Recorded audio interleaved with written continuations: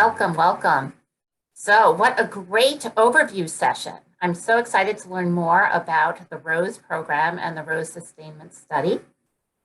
We'll take just a minute as people are still sort of getting themselves into the breakout rooms. It looks like we have a little over 40 participants, which is terrific. Adrian, while we're waiting, would we like people to type questions in the comments or to raise their hands? Yes, thank you. Yeah, so that would be super helpful. Yes, if you have any questions, go ahead and type them into the chat, and I will be moderating those and feeding them to Dr. Johnson as we go along. So if you'd like to get started, let's get underway. All right, fantastic. Well, welcome. You heard the overview that Dr. Zlotnick offered. My thought was to tell you a little bit more, tell you some of the things we've learned as we've been scaling this up across the country, and then have plenty of time for discussion and questions. That sounds like a great plan. Yes. And I do absolutely have, we have advice on patient engagement. So let me get started. So here's the program. So the rationale, we've heard how prevention is important, it's really important, the efforts that have been made to screen for depression, to treat it, but it turns out that those most at risk for postpartum depression are actually the least likely to be adequately connected to care. And in this study, or in this presentations, we'll talk some about lower income moms. By this, we need typically moms on Medicaid or with other risk factors, which is at least actually half the moms in the country. Medicaid covers 40-something% of births nationally. But moms on Medicaid or lower income moms are less likely to be connected to care, and they have more severe effects of untreated postpartum depression relative to other moms. And so, prevention, I think, makes sense for everyone, but especially for higher risk moms, because they're more likely to not be identified and connected well. So again, this is 47% of US births are covered by Medicaid. Lower income is associated with birth risk factors and outcomes. So this is a regional example. I used to be with Dr. Zlotnick at Brown University. I moved to Flint, Michigan to help promote health equity. And this is where I live. So in Michigan, you can see the 2017 poverty rate's about 14%. Genesee County, which is the county where I am, is about 18%. And the city of Flint, I actually live in Flint, is about 39%. And you can see that infant deaths, low birth weight, births to moms with no diploma or GED, to smoke, to unmarried mothers, just increases. And so, moms on Medicaid and these moms tend to face additional risk factors. So as Karen explained, this is a health education class for reasons that we heard in the last presentation. We really wanted to have this be a class, not treatment. Mental health stigma is real, and it is especially prevalent among a lot of the populations that we're trying to reach: rural, minority, the people at risk. So, it teaches interpersonal psychotherapy-based skills for improving communication and building social support. And as you know, it's 4 sessions, and then 1 after birth. But the nice thing is, as Dr. Zlotnick had mentioned, we have nurse home visiting programs who are delivering ROSE, and they tend to see moms a lot, but for shorter amounts of time. And so they'll take, they might do 8 shorter sessions or 10 shorter sessions, and that's fine. And as we talked about previously, it can be taught by non-mental health professionals. We have everybody from WIC educators to doulas to, a broad range of folks. And the intervention materials are all up on the website that Karen mentioned. It's listed here again at the end of this presentation. It's educator manual, English and Spanish workbooks. Some of the training videos from when we've trained the sites are on the site. So really, hopefully, a lot of the things you need are available on that website. So, as we've talked about, pregnancy is an ideal opportunity for prevention. Pregnant individuals may be unusually open to making positive changes and also sort of see or understand the importance of self-care, which we tend to leverage. So Rose takes principles from interpersonal psychotherapy, but makes them into a class. And interpersonal psychotherapy is a frontline treatment, the frontline treatment for postpartum depression. So like we talked about, it addresses social support, isolation, conflicts with others. As we get into the sessions a little bit, it's things like, what do you need? Basically the stances, this is a time in your life, you're gonna need more help than usual. You don't need to try to be a hero. Please don't try to be a hero. Let's think about what you might need, the support you might need, the help you might need, who you could ask, how to ask them, how to manage it if they're difficult. It's really how to talk to the people in your life, including if there aren't very many people in your life or you're in problematic relationships with some of the people in your life, to get the support that you need to manage the transition. So improve communication, relationships to alleviate conflicts, especially around, stressful times. Everybody's roles are transitioning when a new baby comes into the family. Change expectations of relationships and build or improve your social support network. I just want to chime in here real quick for a second, Dr. Johnson. I think what you said about acknowledging that having a new baby in the household is a stressful time is really a very simple and straightforward way to address that. Really, it is stressful. So let's just acknowledge that instead of being like, well, how's it going? Is it going, right?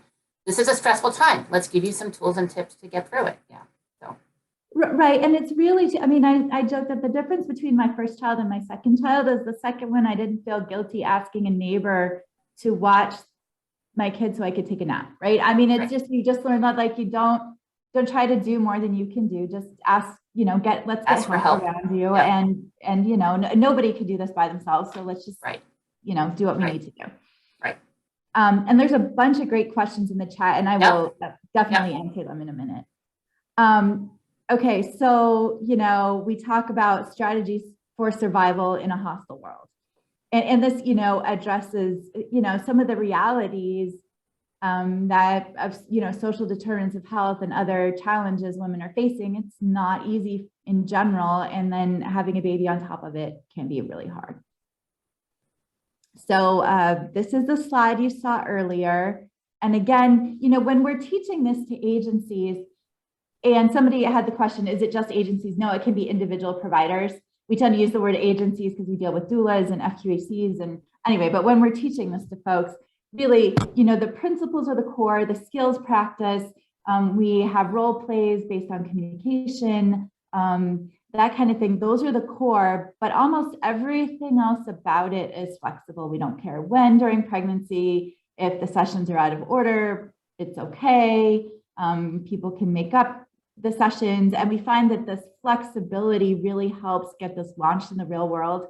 And one of our take homes we're finding is to tell agencies to try to go with whatever they usually do rather than inventing something new, because that's hard, right? So if you usually do home visiting, make Rose part of that. If you do prenatal education, make Rose part of that. If you have, a doula service, make Rose part of that. But just take what you do and fit Rose into it logistically. All right, so, briefly, again, these are the sessions. So like I said, this overarching frame is, this is a physically, emotionally, mentally demanding time. Let's get supports in place. So session A, we call them A, B, C, D, because again, they can go in a different order if needed, but is basically interpersonal rationale of the program, the link between your relationship, social support, and mood, course outline, signs and symptoms of baby blues, versus postpartum depression. For the mental health clinicians out there, we do briefly do a little bit of education around postpartum psychosis and some of the other disorders folks can have. So this is sort of, here's what's normal, here's when you should be concerned. Session B, talk about stress management skills, the transition to motherhood, some of the different things that change, and then start thinking about who are positive social supports in your life. And again, you know, the challenge is for women at risk for postpartum depression, either that there aren't very many social supports or the social supports who are there are stress inducing. So, you know, it's sort of working with the women to talk about, okay, well, you know, are there additional positive people for people who are stress inducing? Is that workable, or do we need to find other people? You know, really problem solve around that. Session C, talk about different kinds of conflicts common around childbirth and role play techniques for resolving them. So what's an assertive request? How, you know, how could you talk to him or her about that? You know, we often say, okay, you be the other person, I'll be you know, and just have them practice asking for what they need. And then session D, because that's hard, you know, is more practice around that, and then setting goals for what the moms want and reviewing. And then this postpartum, you know, checking in with mom, how are you feeling? How is your mood? How are the supports you tried to put in place? Do you need anything? Those sort of things. So again, this is the class member workbook. You can see, I can brag about it because I didn't develop it, Karen developed it, but I think it's really pretty, like it looks nice, and it's written to be in layperson understandable language, right? So, you know, who's close to you, decreasing stress, remembering your rights, tips for asking others for help. It's approachable. So this is now an evidence-based practice. You saw the slide before. The gist is it prevents half the cases of postpartum depression. This is details of some of the studies. In the very first study, this column, middle column, it says the percent who got postpartum depression who received ROSE versus the next column over is the percent who got postpartum depression in usual care. And in this first pilot study, a third of the women in usual care got postpartum depression and none of the women who received ROSE. In the next study, it was, you know, 20% in usual care, 4% who received ROSE. This biggest study was 205, 31% who received usual care got postpartum depression, 16% who got ROSE, again, with adolescents, about, you know, 25 and 12%. So this is where we get our, it's about half, right? Whatever you were, it's about half, in some cases a little better. But, you know, if you think about what we always tell busy clinics and busy agencies is, I know that you're strapped for time, but just think if you could, you know, at least half of these cases are preventable. If you could prevent that half, then you have more time to focus, you know, limited mental health, you know, access on the moms who really are, you know, who really do need it after birth. Jennifer, these results are outstanding. They are astounding. That first line, a third of women on public assistance experience postpartum depression, but none of them experience it if they had ROSE. That is amazing. This is astounding. This is really just fabulous. I wish I could take credit for it. I mean, it's really Dr. Zlotnick, you know, is in charge of this. I'm her implementation expert sidekick.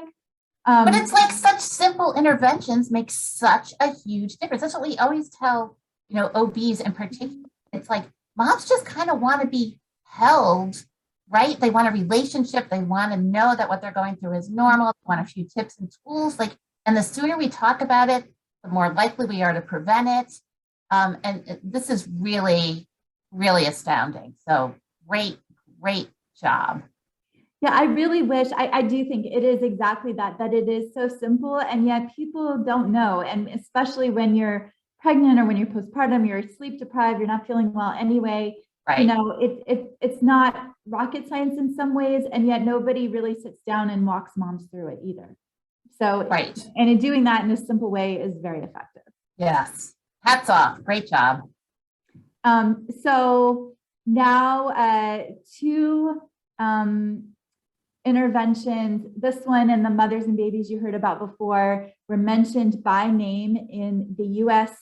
Preventive Services Task Force report that said basically, well, it didn't say basically, it said, you know, screening and treatment is important, but now we can prevent postpartum depression, and it listed these by name.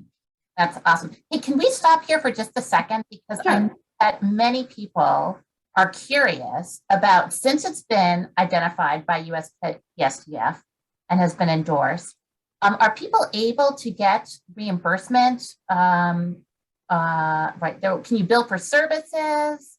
Yes. Yeah. So that's interesting, right? So per the Affordable Care Act, anything recommended by USPSTF at level A or B, this is a level B recommendation, is supposed to be reimbursable under the Affordable Care Act. Supposed to be. Correct. Supposed to be.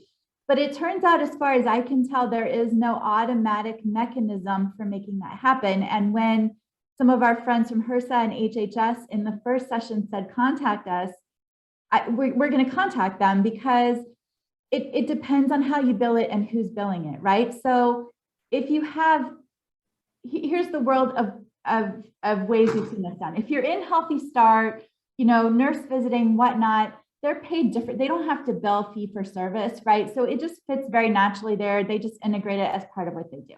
If you're in a medical setting, then you do need to bill for services. And the short answer is it really depends on the state. California, so there are billing codes that can be used for ROSE. The trick is that they're not reimbursed by Medicaid in many of the states. And this is a problem actually for postpartum depression generally. And part of it has to do with who is a billable provider. I mean, I'm sorry, right? So a nurse technically isn't a billable provider, or a health educator isn't always a billable provider. And mental health professionals could, in theory, bill for this, but the whole idea of prevention is there isn't already a mental health diagnosis.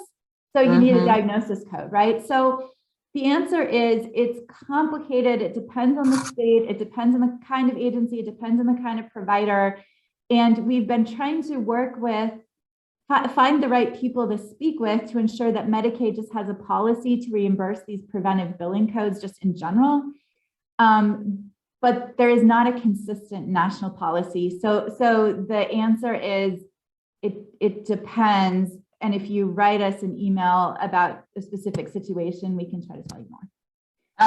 Well, now we know what policy needs to change next. This is super helpful, right? Well, yeah, the policy that needs to change is there are prevention codes, and they need to be reimbursed by Medicaid nationally. That's what needs to change.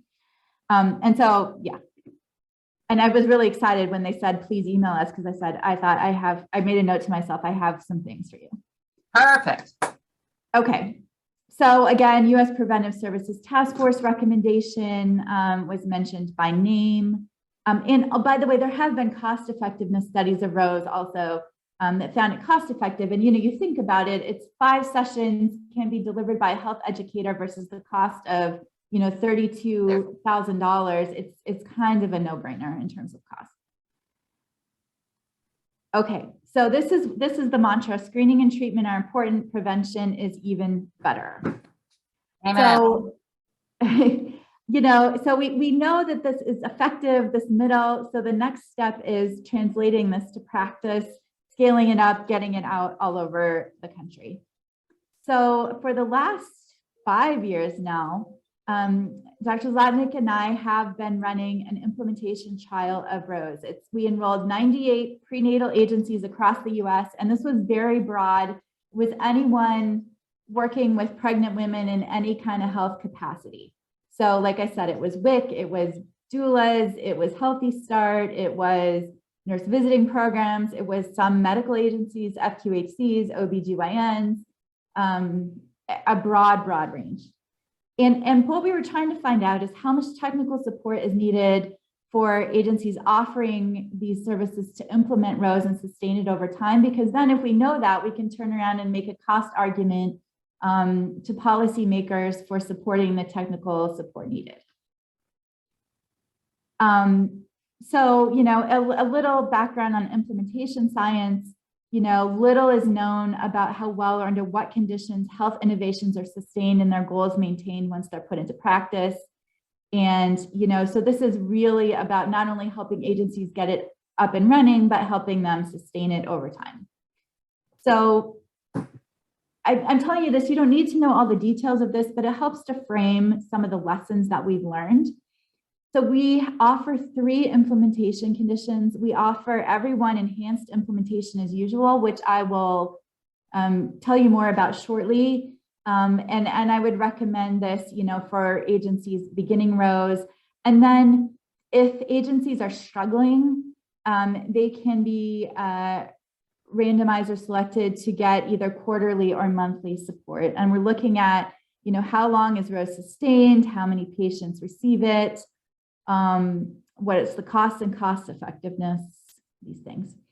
So, in a step, just to kind of give you some sense of how we think about getting programs up and running in general, this is our model, is, at the agency, identify a need for the new intervention. So this is like having a realization that really we should do something around postpartum depression prevention. Identify an effective intervention that fits a local setting. We hope Rose is it. It's pretty flexible. The intervention's already packaged for training and sort of easy uptake. What we did is, this orientation showed, what's central to Rose, what's flexible, walk the agency through some logistics planning, what we know about billing, and then this planning for sustainment. It's interesting. I think the sustainability plan, I believe, is up on the website. Karen can confirm, but this is a document we made that just helped agencies kind of think through, who's going to do what. So, if there's a scheduling issue, who's going to do it? Are you going to do group or individual? How will you talk to women or, pregnant people about Rose and what it is? There was a question in the chat about that. There's some different options for that. Just think through the various things and then write it down. Not that they can't change it later, they can, but sort of thinking through some of those issues and talking it through as a group at the agency can be helpful. Then the implementation and maintenance. So here's how we have trained our 98 agencies. Our hope is, like I said, to streamline this, to put as much as we can of it on the website that is there so the agencies can do it themselves or providers can do it themselves. So we had 3 initial meetings via Zoom. Fortunately, we were already doing Zoom before the pandemic started. So, we presented an explanation of Rose core and adaptable elements. A lot of the, presentation you've seen this morning is that problem solve, like I said, does group make more sense to you? Does individual make more sense? Does phone make more sense? Does, what are the logistics of your agency and how can you fit Rose in? And then you developing the written tailored implementation plan. We call this our sustainability plan, and I believe it's on the website. Karen would provide a 3.5-hour training of Rose facilitators that includes all the materials that are on the website, and the training itself is on the website. And then I would talk for a few minutes with the operational staff about, logistics, referrals, reimbursement, those sort of issues. And then, for agencies that struggled, we had coaching and feedback. We would talk to them, provide feedback about Fidelity. So measuring Fidelity in Rose is very easy. It's a very structured intervention. It's just check we did this component or not. There's no need for more complicated assessment of Fidelity than that. And then we would get the agencies together to talk about it. So here's what we've learned so far. And again, why I'm so excited to talk with the policy folks. So it's really interesting that despite all the effort and the focus on maternal health, my biggest take home so far from the study that is now almost over is that a lot of the organizations serving Medicaid moms, which again is almost half the moms in the country, are just struggling to keep their doors open. COVID made it harder, but it was that way even before COVID. So, structural challenges at the agency. So if they're in a hospital system, we would hear things like, oh, The hospital administration told us that we have to move across the street next month, but to a space that's a quarter of the size, so we'll have to shut down some of our services. Or, you know, our funding got cut from the hospital system, so, you know, we're not going to be able to hire new providers. Or even before COVID came, but then this got worse with COVID, is, you know, an agency where one of the doctors left and then they lost a couple of the front desk staff and couldn't fill the positions. And so they had their only people who could do rows, which I believe were a nurse maybe, covering the front desk, right? Or if it's but one thing I think is positive that we're seeing across the country is a increase in minority-owned doula organizations, which is fantastic, right? But many of them are getting startup, and a lot of the new doula organizations are trying to operate on a shoestring, or, you know, illness, or, you know, it's for some reason just across the board, no matter what kind of organization it was, the organizations that are serving moms on Medicaid are not well resourced, and their biggest problems had less to do with rows and more with just keeping their doors open and managing the stress and wellness of their staff, which is unfortunate. And is one of the things that I hope to tell, you know, the policy folks in my email after this meeting. And like I said, it's one of the things Karen and I say all the time to the folks we're meeting with, is what amazing heroic work they're doing essentially on a shoestring. But it is also sad from a policy perspective to see so many people trying to do so much, but inserting themselves, right, to try to hold it all together. So one of my big take home is, you know, support these agencies, you know, serving this population. And then the CPT codes for preventive services in general could be improved. You know, our billing system was set up for treatment, not prevention. But there are CPT codes that exist that are appropriate. I believe those are also listed on the website. If not, we can send them. But, you know, payers should reimburse health education codes, and these are some of the examples. And, you know, we have a list of maybe our top, I would say 8 to 10 CPT codes we'd want to see reimbursed, but basically preventive services by most states are not always Medicaid reimbursable. So more lessons learned. It's better if rows can be integrated into the regular workflow and not set up as a new process. So, you know, we have agencies who are very ambitious, who said, oh, we're going to set up a group when they've never had groups before or something. And that's hard, right? So don't try to overcomplicate it. Just get it out and going the way you do other things. That's fine. If you have champions or leadership in the training, it usually goes better. So we have heroic, dedicated folks who are frontline, who are trying to make this happen. But it is easier if there's someone above them, at least in that initial meeting, so that when they run into trouble, there's somebody to sort of support them and help clear their path a little bit. I mean, this is true of any change, right? But it helps to have someone else in your corner. You know, video conference was working fine. We have rural and even frontier area agencies delivering rows even before COVID. And with COVID, most agencies just kept delivering rows the way they were any other services, including by phone, because there are places where, you know, the cell service isn't sufficient for video calls, or where, you know, mom may even have to like drive down off the hill or something to get good cell service. You know, from a disparities perspective, again, I think it's an intervention that was developed to address disparities. I personally think this is appropriate for all moms. It hasn't been tested in all moms yet, but you know, it has been tested among moms at risk for health disparities. So, you know, it was developed for moms on Medicaid, was created as the class to avoid stigma, tested and validated in diverse populations, can be taught by a variety of folks. It should be reimbursable under ACA. It is really interesting to me, by the way, that as far as I can tell, there's no policy when no mechanism by which US Preventive Services Task Force things are reimbursed. Like nobody checks to say, okay, is this reimbursed now, even though it is law? And that's one of the things I'm going to tell them in my email. It's structured and easy to learn. It really is, like Karen just made it very easy to follow. It uses principles that can translate well across many cultures. I do a lot of work in IPT, and one of the things I like about it is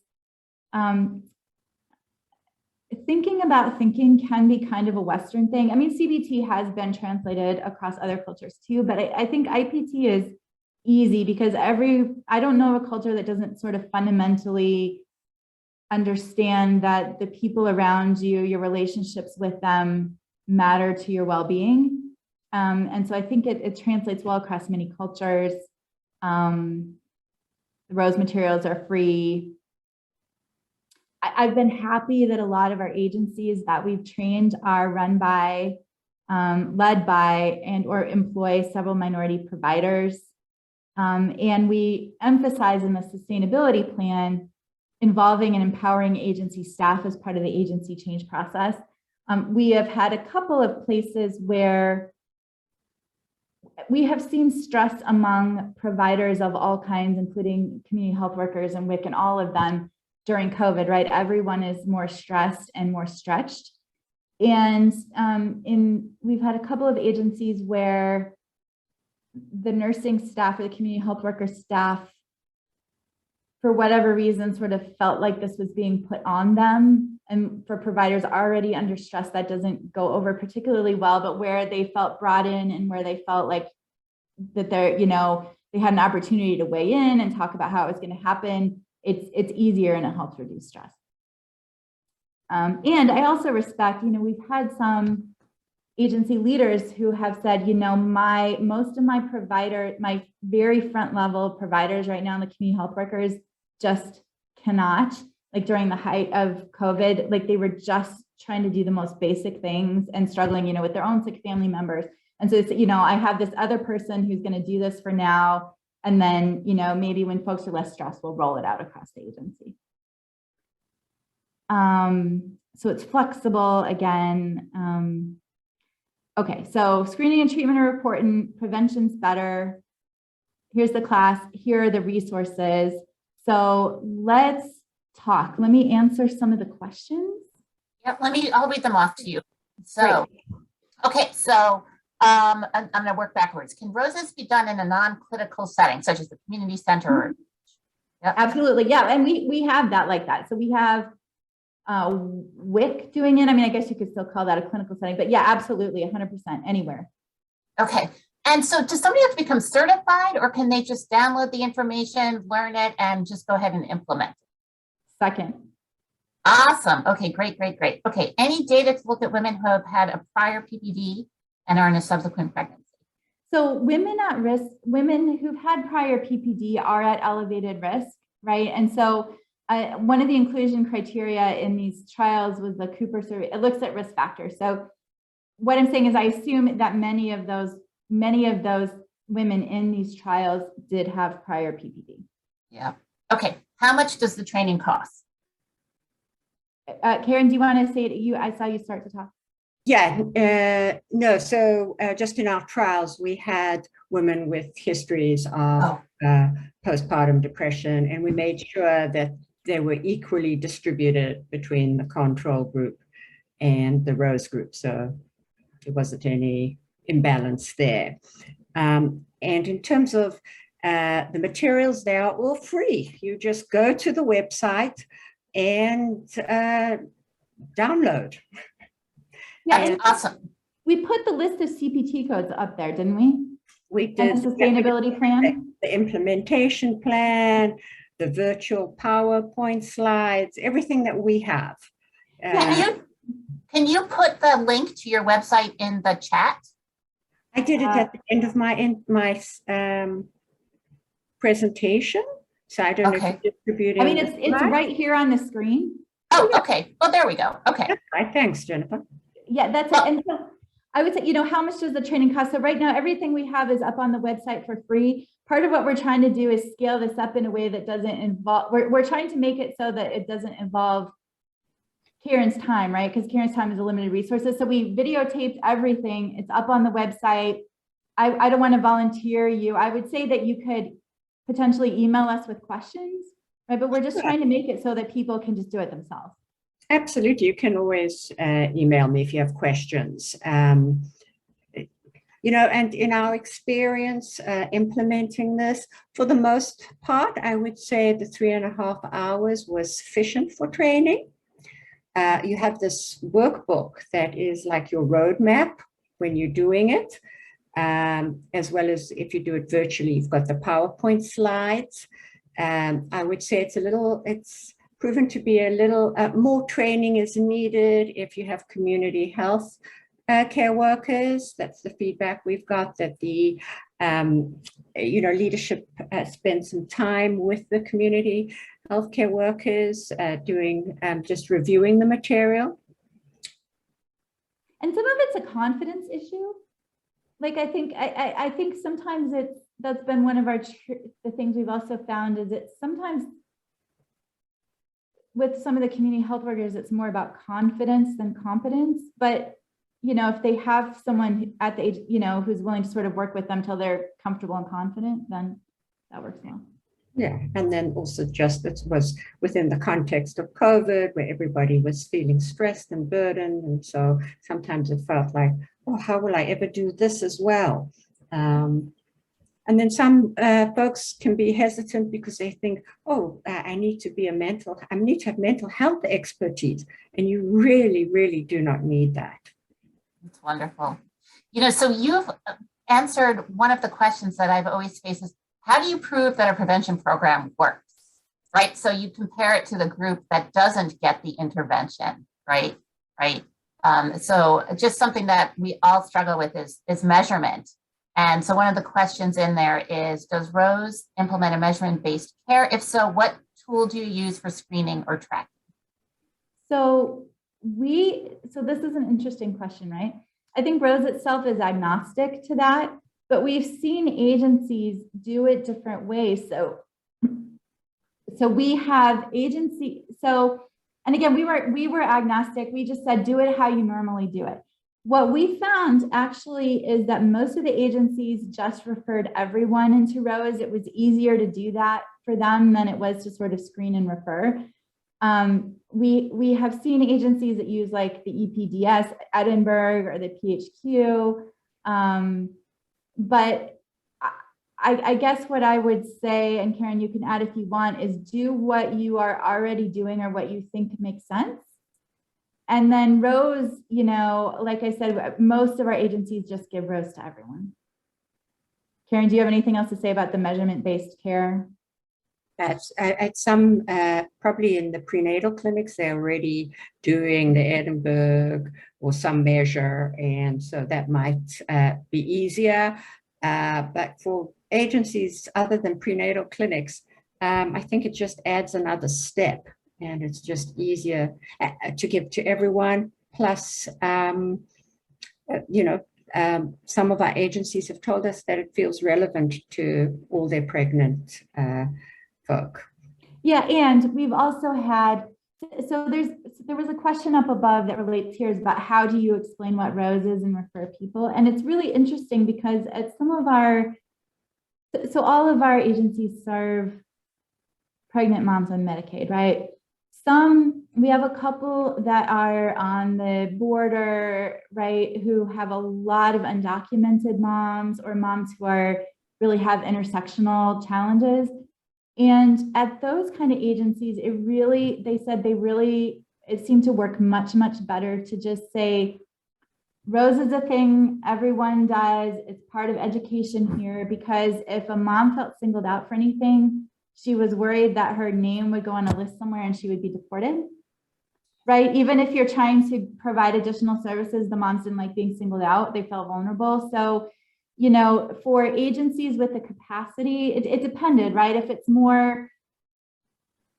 you're in a medical clinic, it might be easier for you to screen and refer. If you're like working with undocumented moms, you know, providing social services or something, that is really hard. And so for them, it was much easier to just say, this is a standard part of what we do. It's part of our curriculum. Here's the time of your first class, please come, right?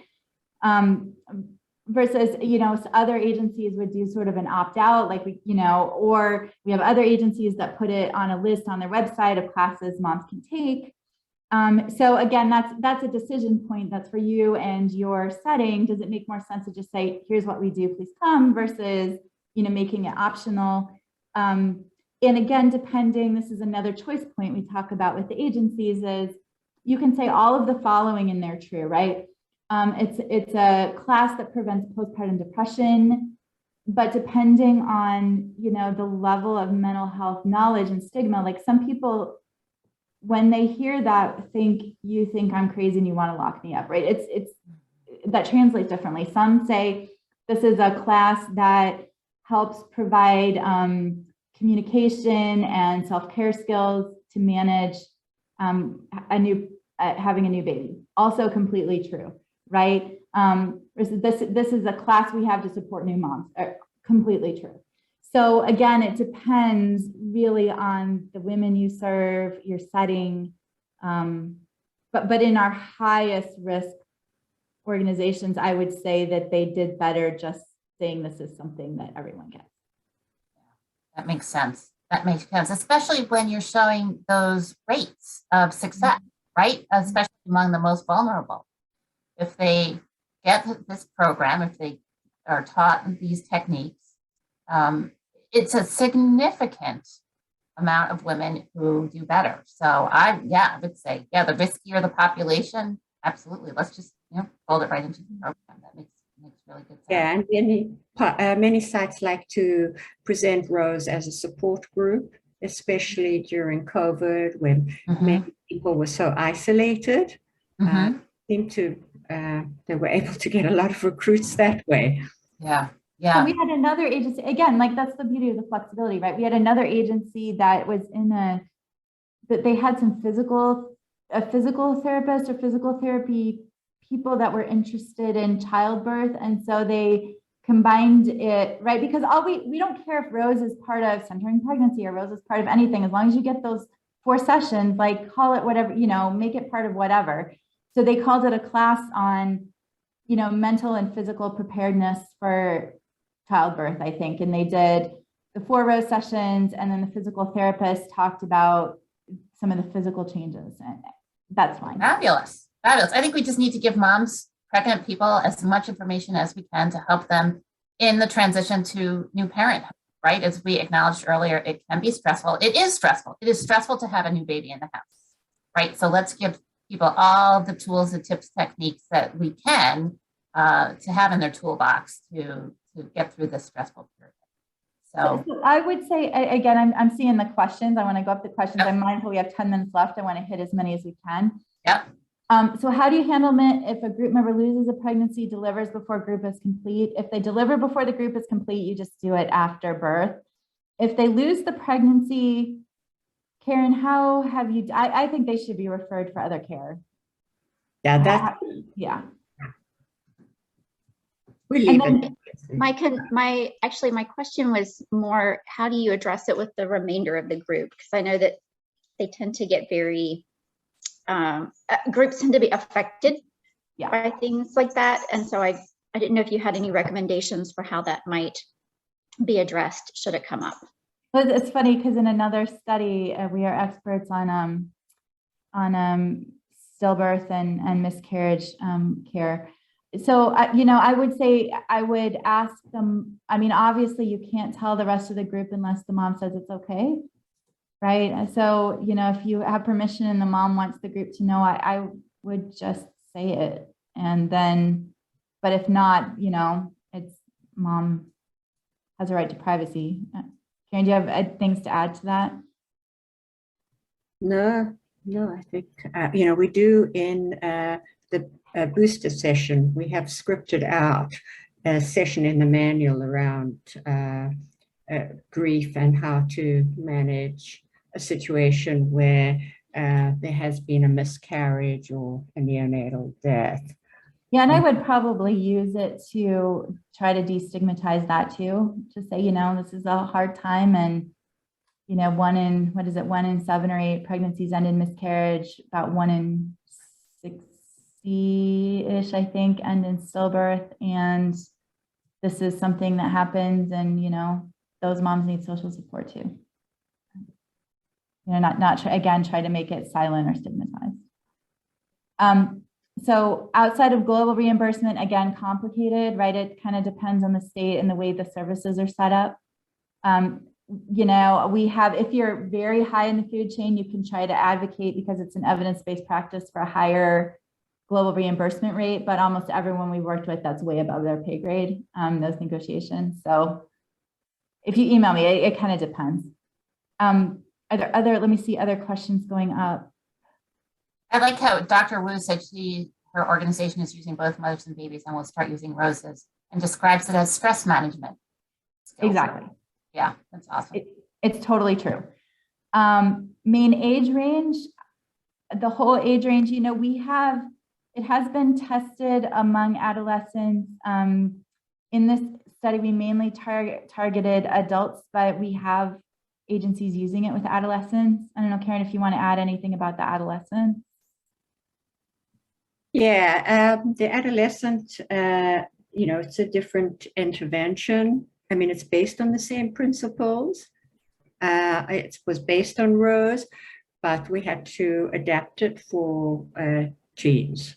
And that's is not on the website. That, someone else, actually, Maureen Phipps, who's the president of ACOG, led that study. So could they email you if they wanted to know more about that? Well, I can't distribute it because it doesn't belong to me. All right. Well, I will say that we have had some of our agencies in Rose, they just have teens, right? They wanted to offer it to their substance using moms. But anyway, we were talking to one of the providers who is using Rose as on the website with teens. And she said that there were some of the handouts that she simplified. And the other change that she made was to just try to break it up a little more. So they would do 20 minutes of Rose, talking, and then talk about some completely different thing, right? Because they just didn't have the attention span. But I think the principles of social support, are similar, and the only dynamic so here was an example actually that she shared of it was a teen mom who lived in a house with a dad and a bunch of brothers, and there wasn't a mom, and I don't remember why. And dad depended on the teen for almost all of the household chores. And dad was working and the brothers weren't doing much around the house, and she was pregnant and she was trying to manage school and she was tired. So it was, how do you talk to dad to say what you need and ask if, somebody else could help. Right. And so that's how that translates. It's a very basic principle that can translate to a lot of different situations. Yeah. This question about going to a new location. Yes, go to the website. The tools we use for measuring results were actually SCID, the structured clinical interview for DSM diagnoses. It was a full diagnostic interview because it was research, but I don't think you need that. And I think you could just use PHQ or the Edinburgh. Billing, some have been more successful than others. Like I said, it depends a little on the setting, the provider, the state. So this piece, yes, it can be learned by individual providers. This piece about patient engagement, it's really interesting, right? So this goes to these choices about how you explain it and who you say it's for, because some agencies have had trouble with engagement and some really have not had any trouble with engagement. So like I said, the agencies serving the undocumented people just decided that they were going to say it was standard for everyone because people didn't want to be singled out. We have Healthy Start or home visiting that just says, here, it's for everyone. Mm-hmm. The medical clinics and the VAs tend to, actually, most of our folks at least offer it to everyone.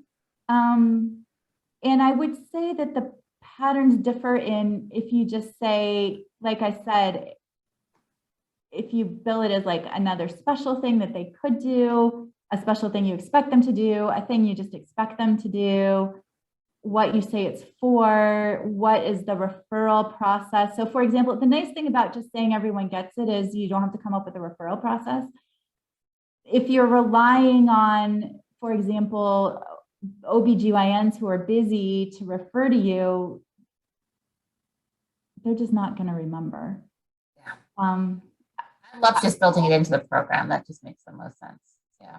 Yeah, but some people don't have the capacity, you know, the providers to do that. So I would say it really depends. Can you have other like thoughts about patterns we've seen with that patient engagement? Well, I think certainly in a clinic setting, once participants have been in rows and they're reporting back to their providers, that has created some momentum. So it really depends on the setting. Some clinics have put it in, you know, it's one of the options for referral in the electronic records. So that helps. And then as Dr. Johnson mentioned earlier, you know, some sites just incorporate it as this is what we provide to you. And that seems to go, that they've been very successful. So to answer these questions at the end, any experience with Latinas? Yes, a big part of these samples and the studies you saw were Latina. Data on Arabic-speaking Muslim or refugee populations. So we have agencies serving refugees who are in our implementation trial. I would say, and again, this is a little bit of a limb, but that ROSE is probably the best evidence-based intervention you would have for postpartum depression for that group, because it is evidence-based in so many studies, and B, now we've rolled it out in so many different settings, including refugees. So I don't know of studies in that particular population, but it seems to be applicable. And like I said, these interpersonal principles, you know, have worked well in Uganda. They work well in Rwanda. They work well across the world. And we are, well, let me finish, Karen, and then, and we are trying to, we have a little fundraiser to try to get money for translation into additional languages besides English and Spanish. And so we're keeping a running wish list of languages. Yay. So I am going to have to bring us to close. We are at the top of the hour. This has been a fabulous discussion. And we're so grateful to both Dr. Zlotnick and Dr. Johnson for their work on this program and for spending time with us today. You have their contact information. We will be sending out the recordings of the presentation and the slides via an email to a link to our website by the end of the week. So you can follow up. You'll have all the follow-up information that you'll need. So again, we're so grateful to all of you for joining us today, for taking time from your very, very, very busy lives. We know that a 2-hour Zoom call is quite a commitment, and really appreciate all of you being with us today. See so many familiar faces out there in the crowd, and really, really thrilled that we've reached such a wide audience. So thank you all. Enjoy the rest of your day, and please help give a big round of applause to Dr. Johnson and Zlotnick.